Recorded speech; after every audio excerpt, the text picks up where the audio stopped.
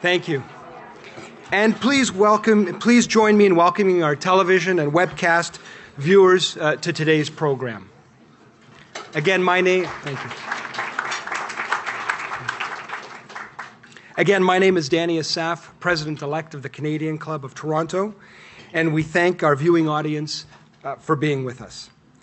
The Canadian Club has a long history as the leading current affairs podium in Canada. Led by a volunteer board of directors, we are dedicated to encourage open and accessible debate on issues that matter to Toronto, to our province, and to our country. Also, through our youth and young leaders programs, diversity partnerships, accessibility commitments, as well as through our media partnerships and our social media properties, we provide opportunities for Canadians around the world to engage in leading political, business, and public figures. Thank you for joining our conversation today. Before I formally introduce our speaker, I'd like to also take this opportunity, if you will, to introduce some of our upcoming events. On November 6th, we're proud to host Dr. Edward Brown, founder and CEO of the Ontario Telemedicine Network, one of the largest and most active networks in the world. He will be here to discuss his vision for the future of Ontario's healthcare system and the necessity of a one patient, one team, one care plan strategy. And on November 26th, we're equally honored to be hosting Mr. Michael Sabia, President and CEO of La Caisse de dépôt et placement du Québec. And for a full listing of the club's upcoming events and to order tickets, please visit our website at canadianclub.org. You can also join the conversation in the modern world. We have joined via Twitter and Instagram. Your kids will tell you how to access all that if you're like me and you don't know. And by following us at CDNCLUBTO or by using that hashtag. And I would also like to take this opportunity to express our thanks and gratitude to our great sponsors, Cisco and the TD Bank Group. Thank you both for your generous support.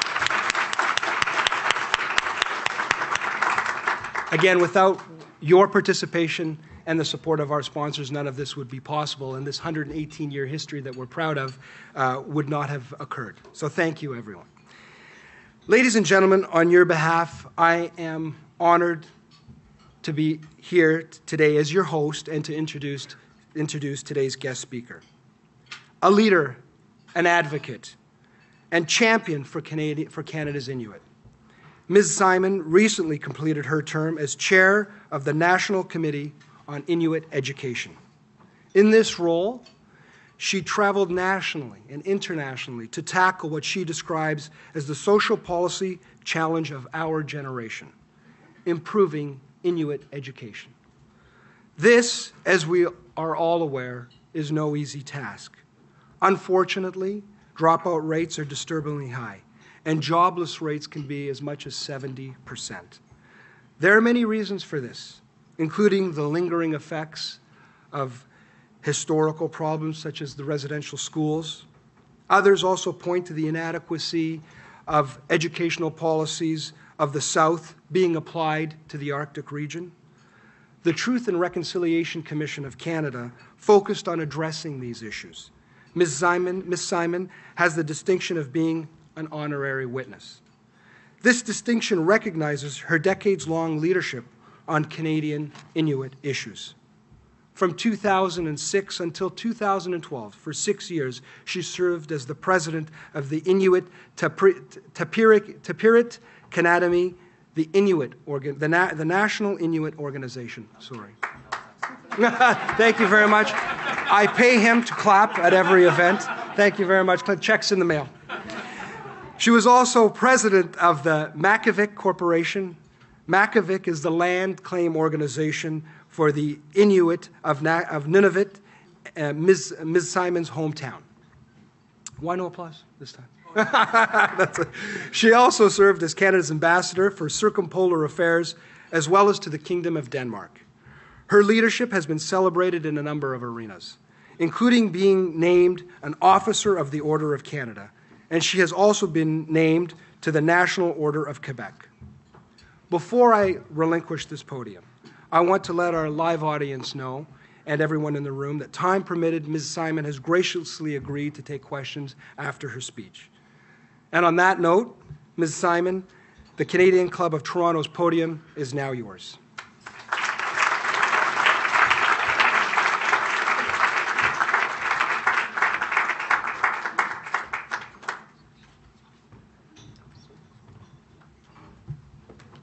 Unusakut.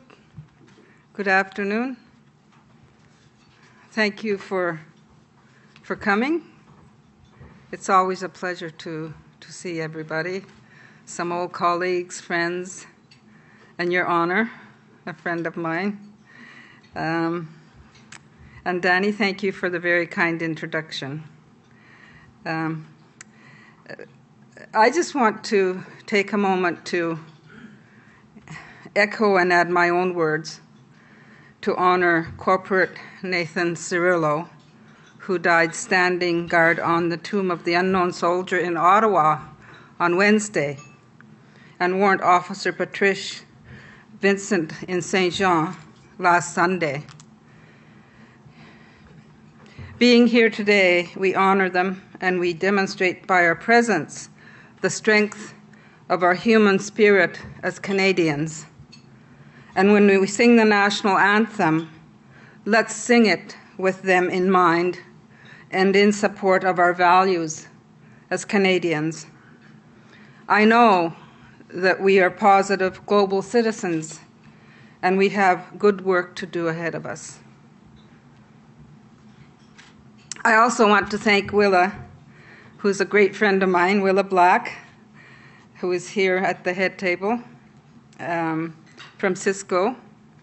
Willa and I met years ago, a number of years ago, not too long. And since then, Willa and Cisco have been the vision and energy behind a really terrific project called Connected North Telepresence that is introducing state-of-the-art technology to schools in Nunavut. And I heard from Willa today that they are going to be working with 10 schools in Nunavut, and they also have opened the telehealth facility for mental health in Iqaluit, which is absolutely amazing. I am so glad that you are doing that. And actually,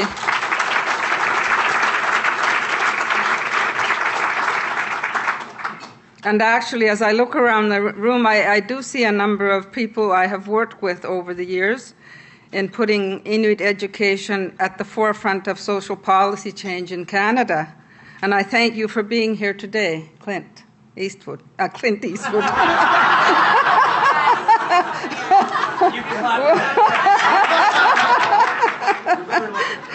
Why not, eh?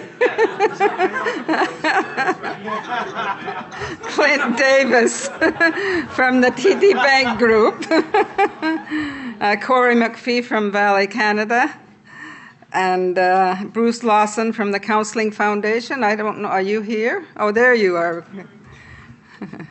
And there's others too, but I do really want to begin by offering my appreciation for the support that has been given to us for this work that we are doing on education. It's fundamentally crucial. I also want to begin by offering my appreciation and thanks to the Canadian Club for the invitation to speak at this luncheon forum, and to Cisco and TD Bank for sponsoring this event. I am well aware of the many Canadian leaders and innovators and influencers who have stood at this podium to explain an important point of view about Canada.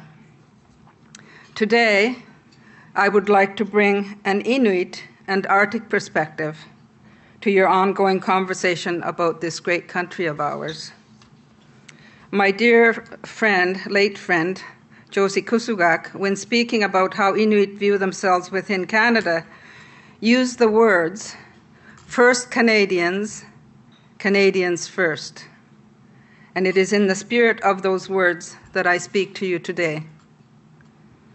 For those of you who have had an opportunity to visit or perhaps work in the Canadian Arctic, you will have had a glimpse into the remarkable place that I call home.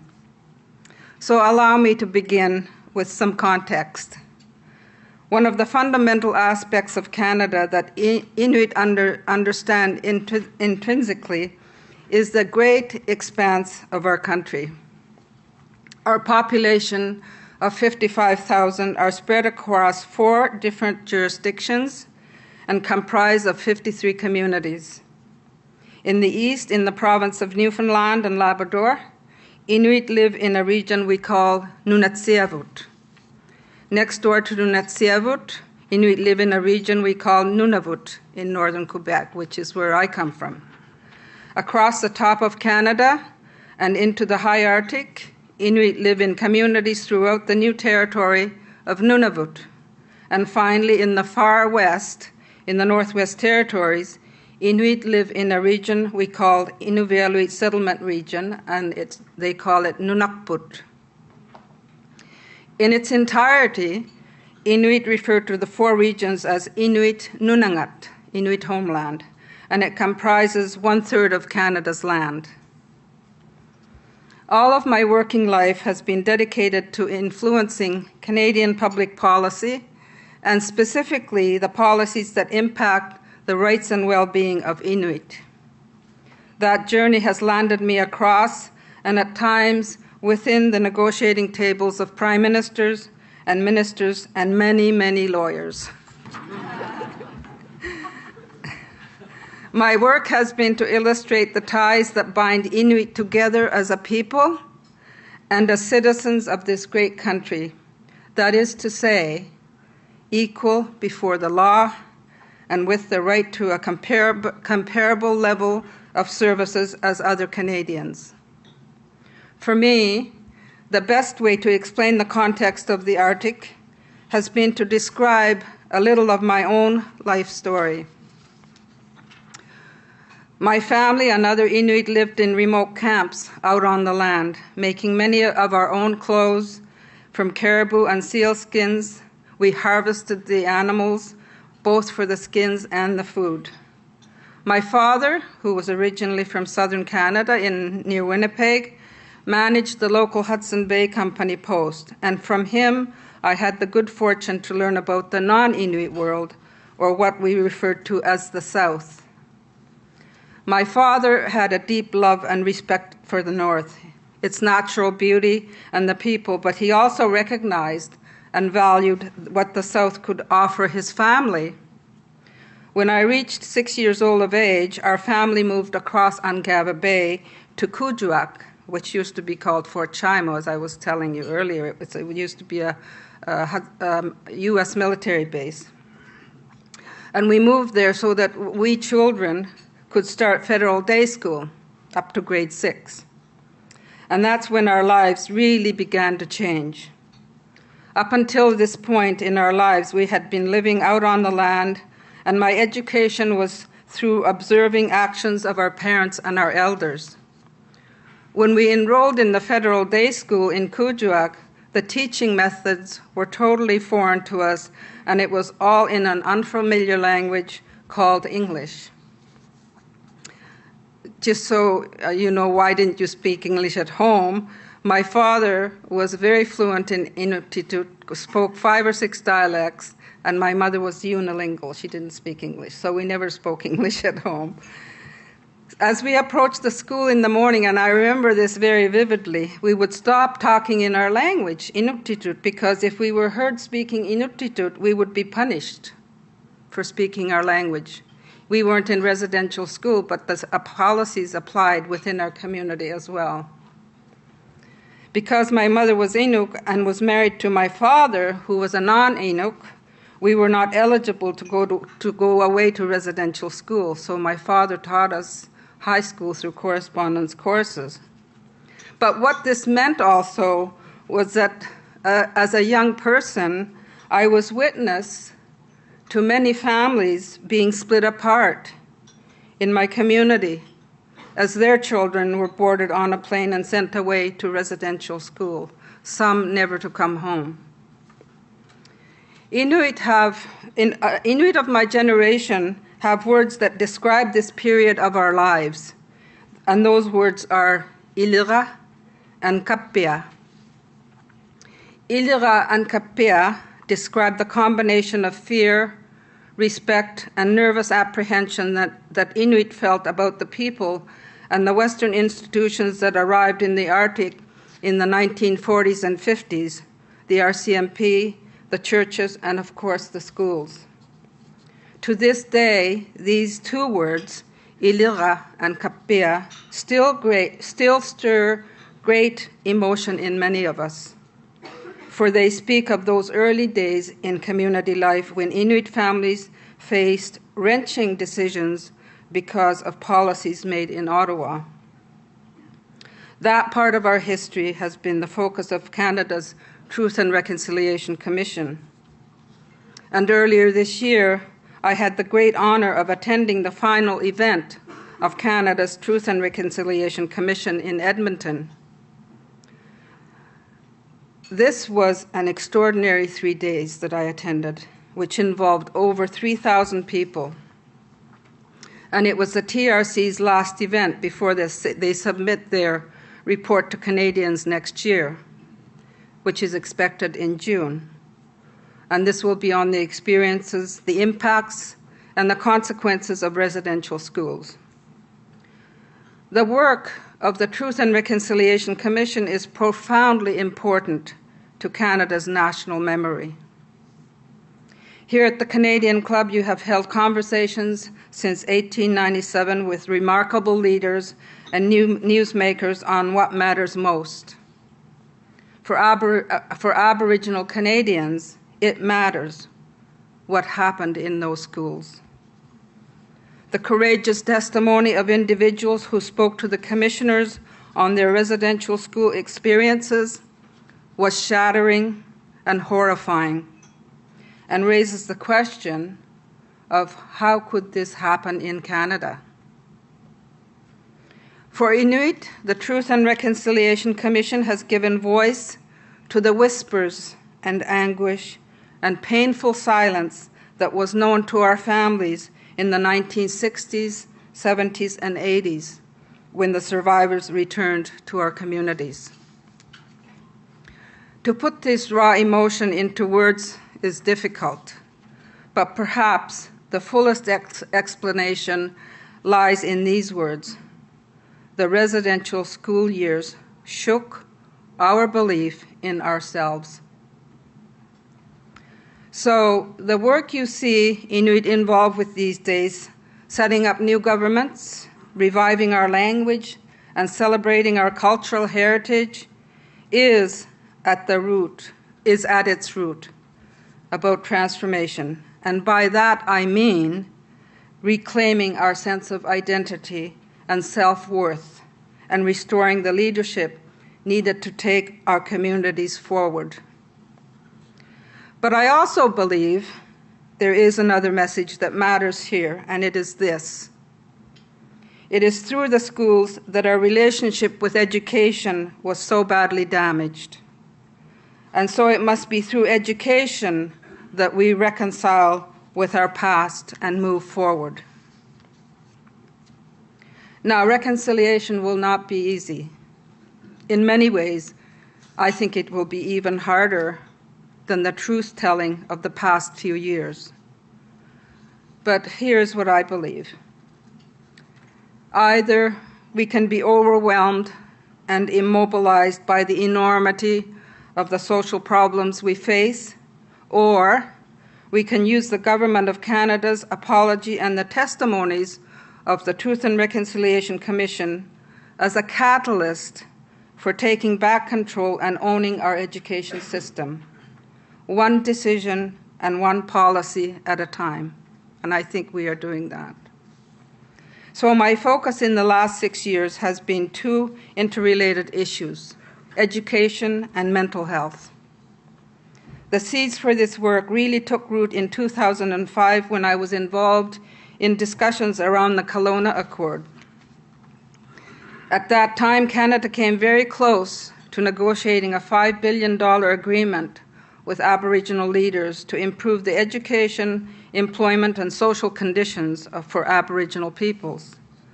Unfortunately, the Kelowna Accord did not survive a change in government, but the process did achieve this.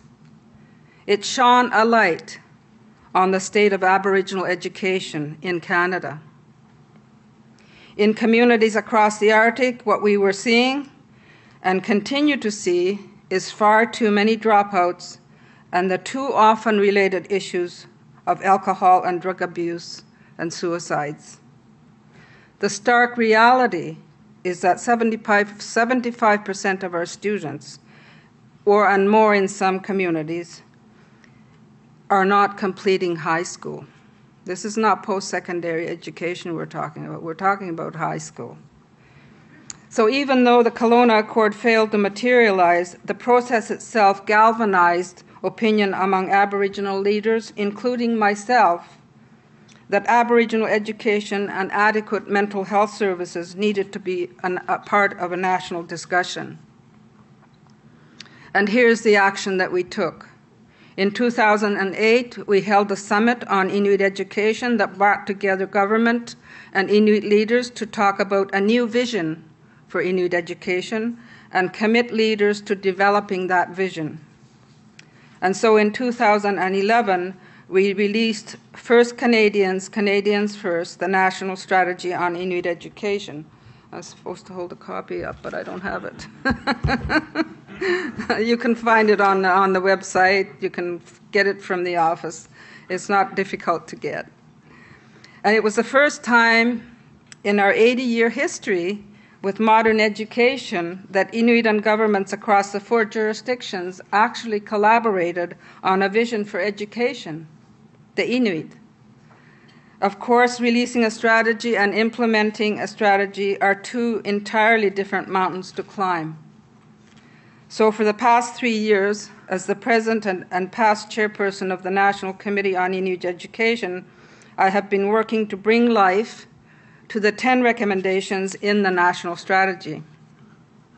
Implementing our national strategy is about catching up to the educational experience that is taken for granted elsewhere in Canada, such as creating a curriculum that is relevant to our life experience, training our own teachers, and developing learning resources in our own language of Inuktitut, establishing a university in the Arctic, as other circumpolar nations have done, and establishing specialized mental health services for students who need a hand up, and perhaps most important of all, re-engaging parents in the education of their children.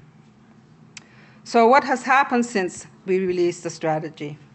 The first thing we did was to seek out partners to help us establish the organizational capacity to implement the strategy, and we found that partner in Valais. And I'd like to acknowledge Corey. Where is Corey? Oh, Corey, okay, there you are. I'd like to acknowledge Corey, who is here as representing Valais, for the support that you gave. Valais's founding investment, along with other partners, which was the Royal Bank of Canada's the Royal Bank of Canada Foundation, the Counseling Foundation of Canada, and regional Inuit organizations, allowed us to open the Amauyak National Centre for Inuit Education, which is a modest 3-person office which is housed inside our national Inuit organization, the Inuit Tapirit Kanatami, or as we call it, ITK, in Ottawa. I was president of ITK for 6 years and started the work of the center while president. ITK's current president is Mr. Terry Audla, and he is the acting chair right now. The Amauyak Center coordinates the implementation of the strategy, and Peter Geekie, who is here, he's the director of the Amauyak Center. Please stand so people can see you.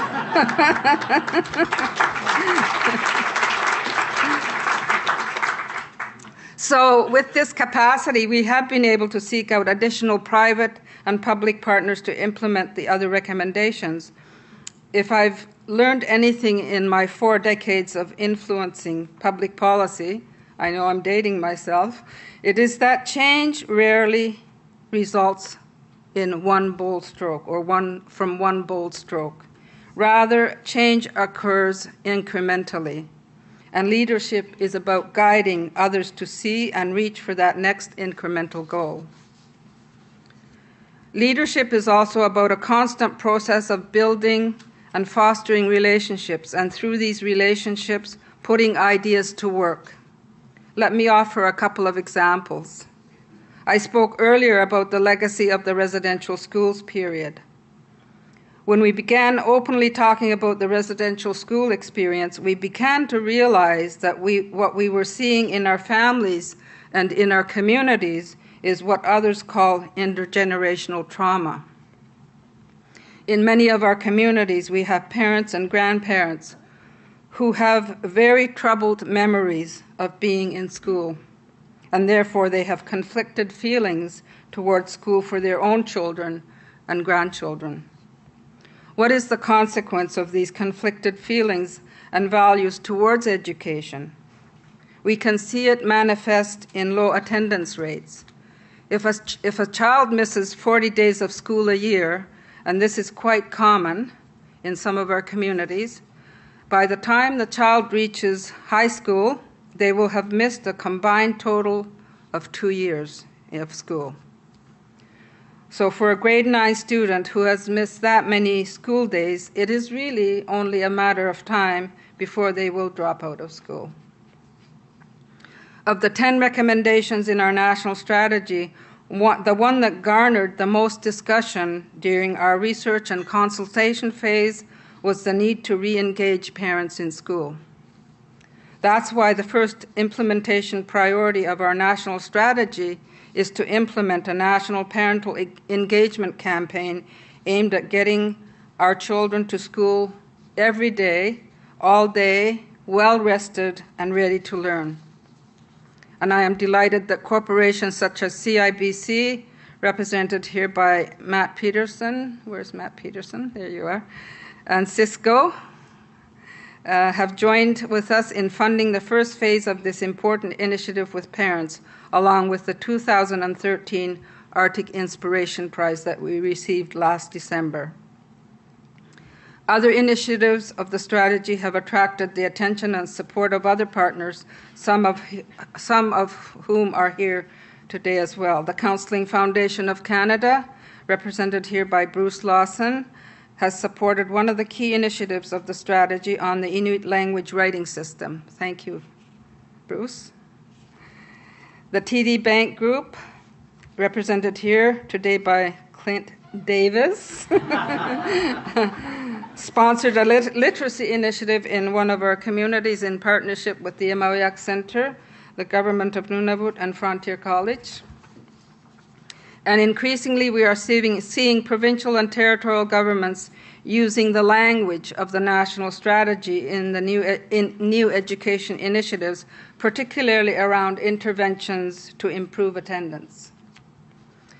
Some governments can be slow in embracing transformative change, and we see this with the Government of Canada. The current emphasis of the Government of Canada in Inuit education is on investing in post-secondary training for resource development industry. In very specific circumstances, these investments are useful, but they won't graduate more students from grade 12. We have an education deficit in the Arctic. It seems to me that common sense, that with all the wealth Canada is deriving from resource extraction in the north, we should direct some of that wealth to getting more kids through grade 12 and beyond. The national strategy has focused on 10 very specific investments to close the education gap. As I travel this country and meet with different audiences, I am often asked this question: why don't Inuit provide additional services they need with the money they received through land claims? And I am glad to get that question, because it is important for Canadians to know that land claims are not intended to affect the rights of Inuit as Canadian citizens. Land claims are not intended to replace our entitlement to all the rights and benefits of all other Canadian citizens. Our land claims do provide the tools and the means to increase our capacity to take on initiatives that add value to basic services, and increasingly we are seeing land claims organizations partnering with other organizations or corporations on targeted initiatives to enhance basic services. But land claims are not intended to replace basic services that are the right of citizenship. Our Amauyak National Centre for Inuit Education in Ottawa has served as a very effective portal for non-government organizations, such as some of you here, and corporations who want to add their expertise and resources to education initiatives in the North. But they do need help navigating the relationships.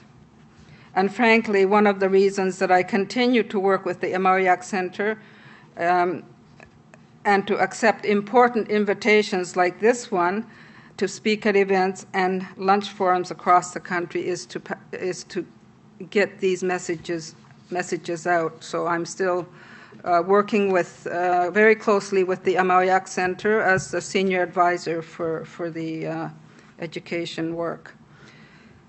Because it is an opportunity, like I said, to say to Canadians that Inuit are entering a new era of education and you can help. Our goal is to raise $1.2 million for our initiatives over the next 3 years. This is about nation building, about changing the narrative from failure to success in Aboriginal education, one project, one partnership, and one relationship at a time. And I firmly believe there is a momentum in our country to change the narrative. Last month, at the invitation of the former Premier of the Northwest Territories, Stephen Kakwe, I agreed to become co-chair of a new alliance of distinguished Canadians committed to embracing a new partnership between Aboriginal and non-Aboriginal Canadians to bring new energy and reconciliation to nation building. Canadians for a New Partnership has enlisted a long list of accomplished Canadians, including former Prime Minister Paul Martin and Joe Clark, and former Auditor General Sheila Fraser, former Supreme Court Justice Frank Yakabuchi, and former AFN Chief Ovid McCarthy, to name a few. The mission of Canadians for a New Partnership is about achieving tangible results through building new partnerships between First Peoples and other Canadians. And if you visit the website for the Canadians for a New Partnership, you will see the declaration that we signed. The declaration includes these words, which frankly is what our national strategy and the Amauyak Centre is also about. It says, Canadians for a New Partnership is not here to bury the past, no matter how harmful it is or it was, but to use it as the foundation upon which the new partnership is built. Inuit don't want to be issues periodically appearing on the front page of our newspapers for our alarming social conditions. We want to be part of and contribute to a robust Canada.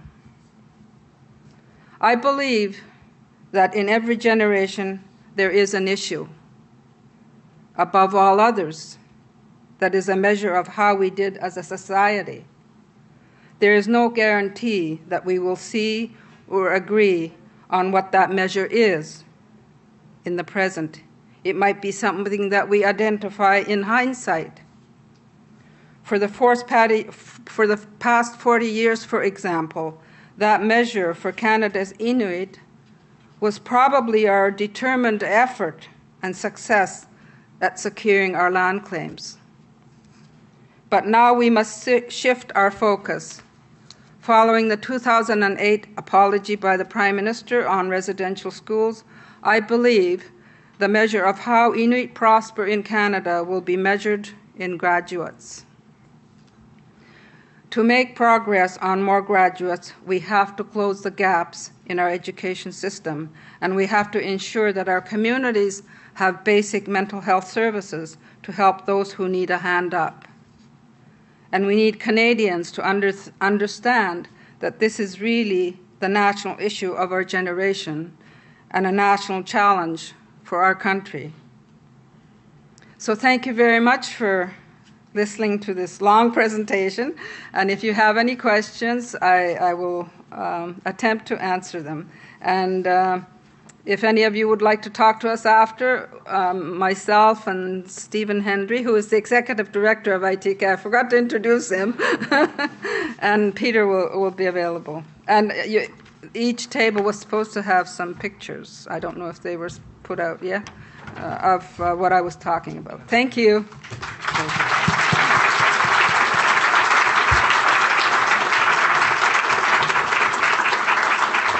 Thank you very much, Mary. And on that note, I'd like to open up the floor for some questions. And I have there's a couple of rules. Just please identify yourself when you propose the question. And although I'm not Alex Trebek, nor am I Clint Eastwood, please put it in the form of a question, please. Thank you very much.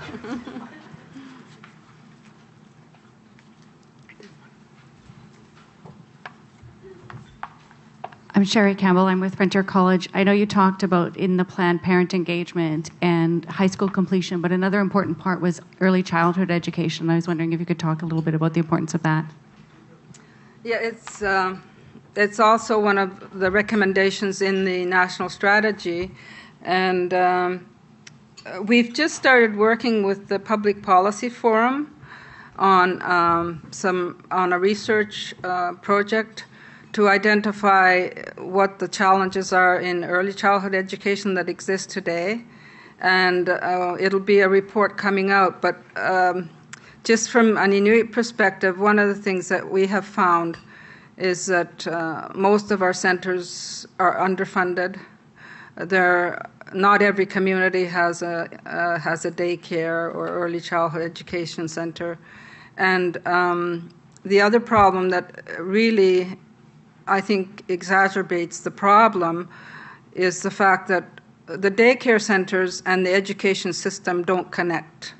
So when a young child who has been in daycare has, learning challenges, that information is not necessarily passed on to the kindergarten classroom where that child is going to go, and that problem child becomes a problem child.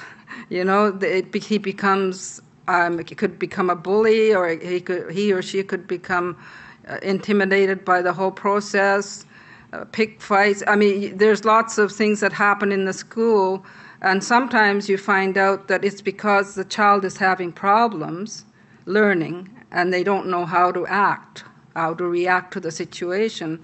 So they become the problem child at the school. So I think if there was more interconnectedness between the daycare system and early childhood education with the schools in the north, even though there's no diagnostic services, we could at least catch some of these children that are having problems learning and to try and identify why they are having a problem learning. So it's a very important area. Andre Morso, the Canadian Council for Aboriginal Business. I'm wondering, for Canadians who live in the South and who have never been to the far north, are there any geographic considerations when it comes to education that maybe you could share with us? Maybe one example of how the geography of the land lends itself to being a challenge for education. Mm-hmm. Well, first of all, we have different education systems. There's 4 different, distinct education systems depending on where you live. Like in Nunavut, it's the Nunavut government. In the Northwest Territories, it's the territorial government of Northwest Territories. Labrador, it's Newfoundland. And for us, we have our own school board, but it's still under Quebec. So we're living with all 4 different, almost complete different jurisdictions. And at the same time, we're one people, we have the same language, we live the same culture, And our regions vary, but very similar in nature. Very isolated communities, except for maybe the major centers that we have, like Inuit and Kuujjuaq, maybe Inuvik. You know, those places are more robust in terms of services, but isolation is a challenge. The cost of living is a challenge. So even though, let's say, our education system seems to be receiving a lot of money for education, we don't have money for curriculum development, per se. Like some regions have more than others. And that's why it's kind of all over the place, because we don't have a unified system. And that's what we're trying to create, is some kind of standardization across the Arctic so that our kids, when they graduate from high school, will have the same level of graduation and will be able to enter post-secondary education, which most of them cannot right now, without taking upgrading. Wonderful. Thank you. Maybe one last question. Hi, I'm Lena Ajmeri, the Director of Scientific and Program Development of the SNAP program at the Child Development Institute. I just want to thank you for helping us to shed more light and helping us to understand the issues that your children and families are experiencing in your communities. But I'm wondering if you can shed a little bit more light about the mental health piece. Because just like you said, you know, you're bringing it into schools and parents are guarded, and rightly so from their experiences they had. But how are they going to feel about mental health services given, you know, that they see this as their child being identified as having a problem? And I think we need so much more learning and so much more help at being invited into communities, and how you would assume to do that. How are we going to deal with it? I'm not sure how it's going to be addressed in the long term, but it's a big gap in our health service, and it's a big issue across the Arctic. Mental health services are really non-existent. When the government set up the health system across the Arctic, the nursing stations and, you know, the small hospitals that we have, like in Kuujjuaq, the bigger one in Inuit,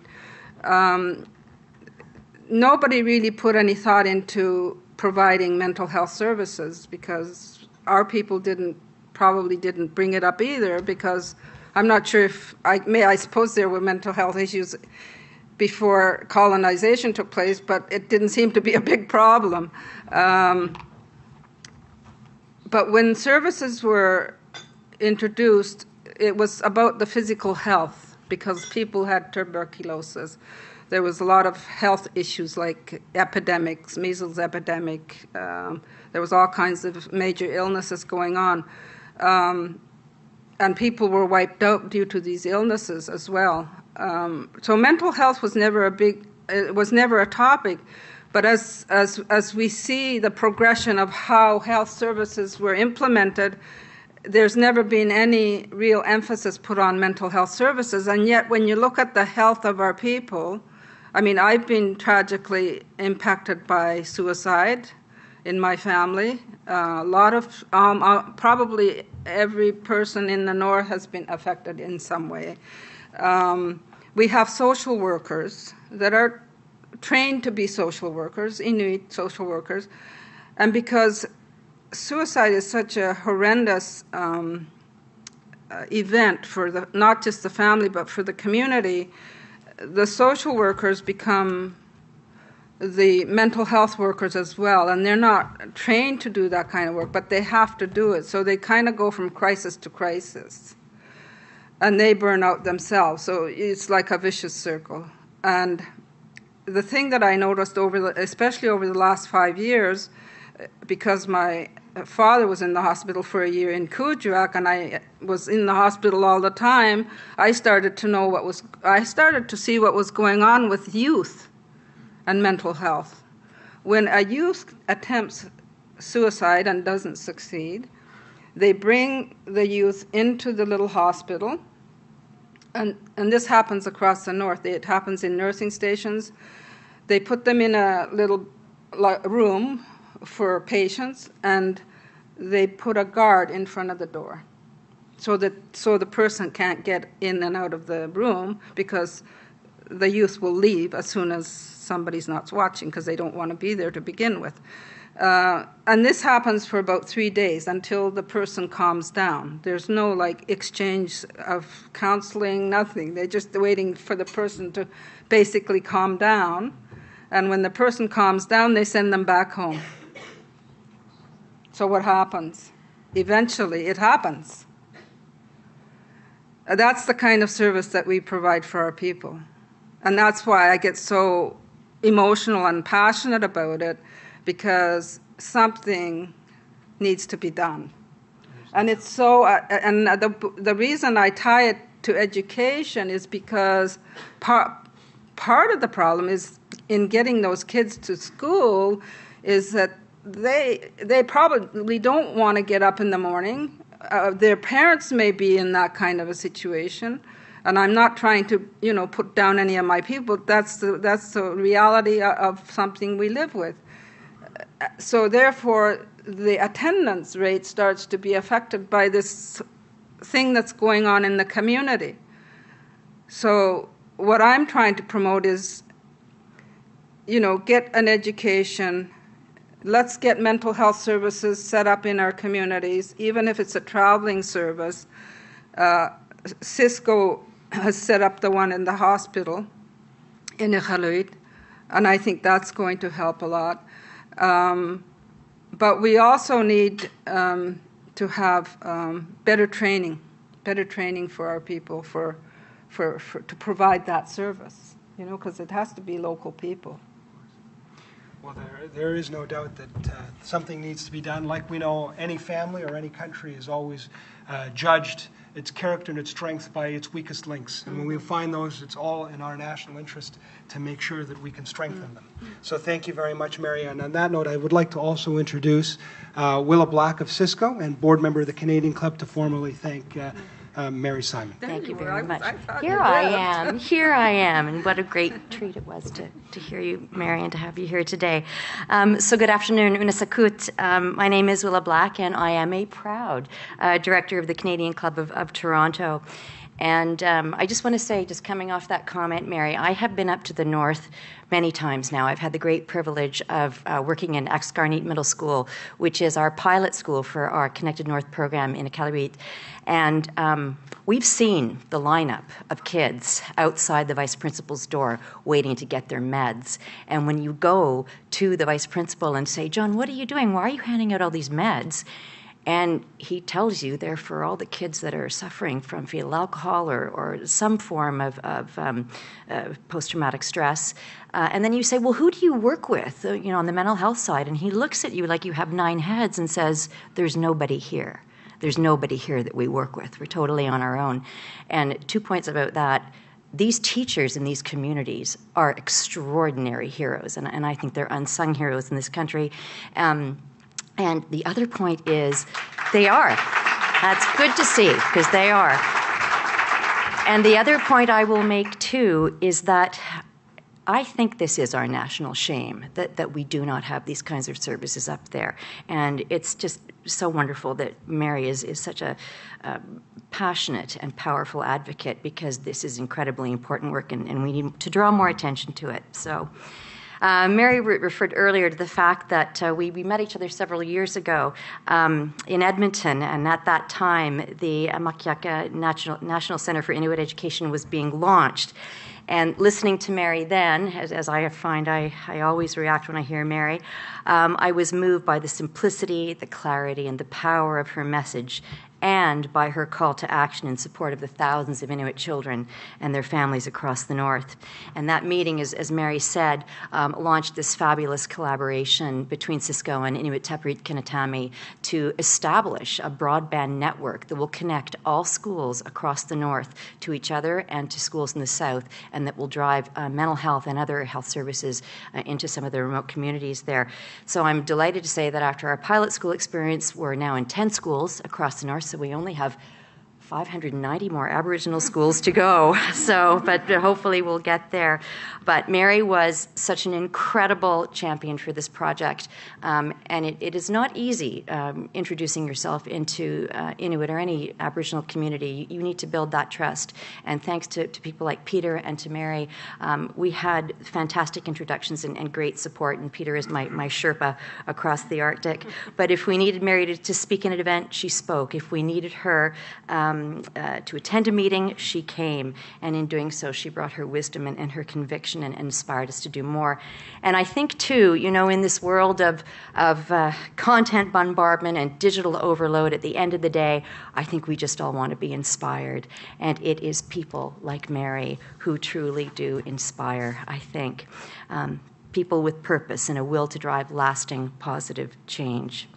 So on behalf of the Canadian Club, please accept our sincerest thanks. Kuyanamik, your powerful message of reconciliation through education provides hope for the Inuit of Canada and for all of us. Your message also helps us to come to terms with the challenges that have affected the Indigenous peoples of the circumpolar region for generations. As a result of your ongoing leadership, Mary, on Canadian Arctic issues such as education and jobs and mental health, we've seen positive economic developments emerge. And as you pointed out, we need to learn from the mistakes of the past so that true healing and progress can happen. With your passion, your expertise, your leadership that we've all seen today, we're hopeful that Canada's Inuit will continue to benefit and to move forward. We hope also that for those of us in the South, our greater understanding and knowledge of the rich traditions and culture of the Inuit people will inform us all as Canadians. So we wish you great success on your journey. Thank you.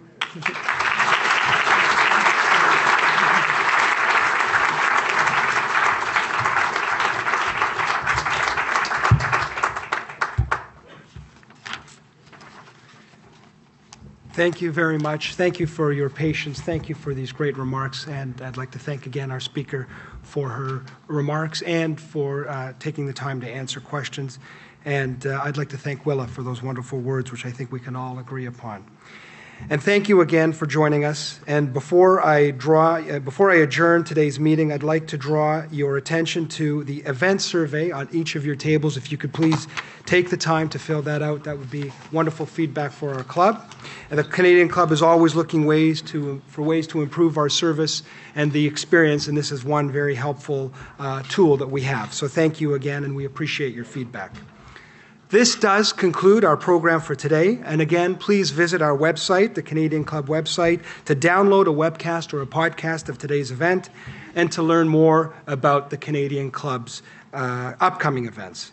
Thank you again for joining us, and this meeting is now adjourned. Have a great weekend, everyone.